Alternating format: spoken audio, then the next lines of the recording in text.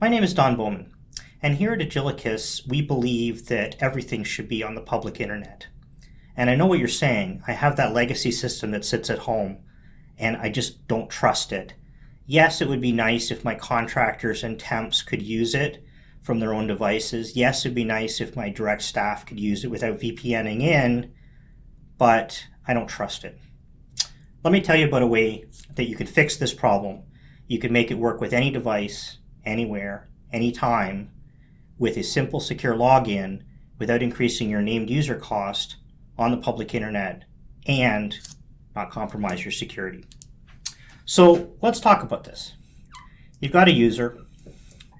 They're operating on some internet somewhere. It could be a mobile internet, it could be on their own device.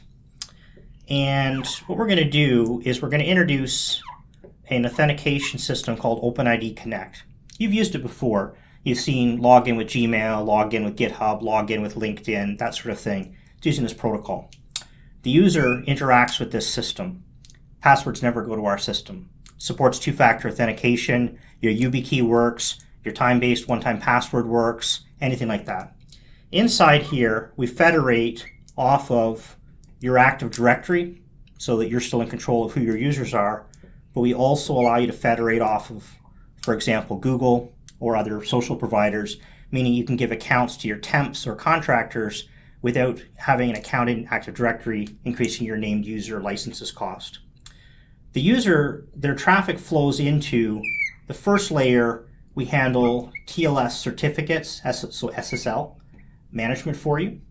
And from there, it flows into an identity-aware firewall. This implements something we call role-based access control. And it's actually also integrated here, so it knows who you are and what you're allowed to do. If I'm just an end user of this HR system, I'm allowed to see my own payroll stub. I'm allowed to change my own vacation. I might only be able to act on records that deal with me. We can deal with those at the HTTP level. Gets to this are allowed if I'm the user ID and the principal. Posts are here if I am, otherwise they're not allowed. The second layer we go through is called a Web Application Firewall. This implements support against cross-site scripting, clickjacking, these types of attacks that are very common in nature, but actually very poorly supported in web applications, particularly legacy ones. From here, we head on over the public internet inside a VPN. And from there, we head to your building. You still have your firewall at the door. You have your VPN. Formerly, you were allowing users to come through here. You had the challenge of getting a client set up right for them. You had the challenge of them using Active Directory, etc. From here, you have access to the app directly, and it has its own east-west flow. You can see now we have access. What does that mean? Well, from here, we're implementing an identity-aware workload-based firewall using a technology called SPIFFE. It's a type of identity-based assertions. Each transaction asserts who it is and where it's coming from.